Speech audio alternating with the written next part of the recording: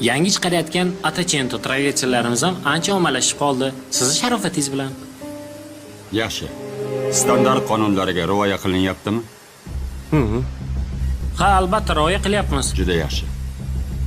Yuring. Muammolarimiz yo'qmi? Yo'q. Ishchilarimizning kayfiyati yaxshimi? Ishchilar biz bilan ishlayotgandan minnatdor, xursand. Ko'nglingizni xotirjam qiling, Bahodir aka. Bahodir aka 1 minut. Labbay. Gaplashib olsak bo'ladimi? Bo'ladi. Bular sizga faqat seximizni yaxshi tomonini ko'rsatishyapti. Haqiqiy muammoni sizga aytishmayapti. Nima muammo?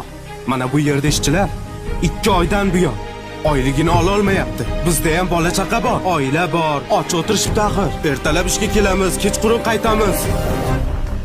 Shu sizga yarashadimi, aka? Shu gap rostmi? Shu gap rostmi? Men oylikka qo'l qo'yib bergandim-ku. Pul qo'yib berdingiz shu. Chaynalma.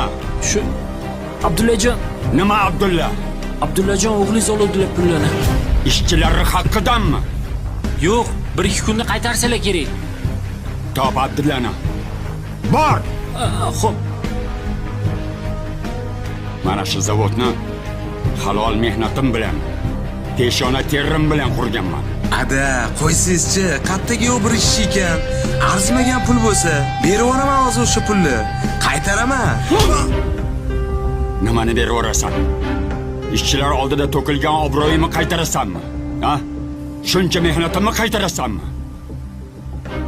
Seni o'sha olgan pulingda nechta ishchini, bolasini rizqi bor. Sen rizqini qiyib, ayshi-ishrat qilyapsanmi? Ularni nochor holatga tiqib qo'yib, mazza qilib yuribsanmi? Yaxshilab eshitib ol. Ulfating ola qarg'a bo'lsa, yemishing go'ng bo'ladi. Tushundingmi? Seni aybini bekitayotgan ikkita sherigingni oldi. Zavoddan yo'qol. Ko'zimga ko'rinma. Dada, iltimos haydamang. Yaxshi. Haydamayman. Unda ertadan sheriklaringni olib, oddiy sexda ishlaysan. Oddiy ishchi bo'lib ishlaysan.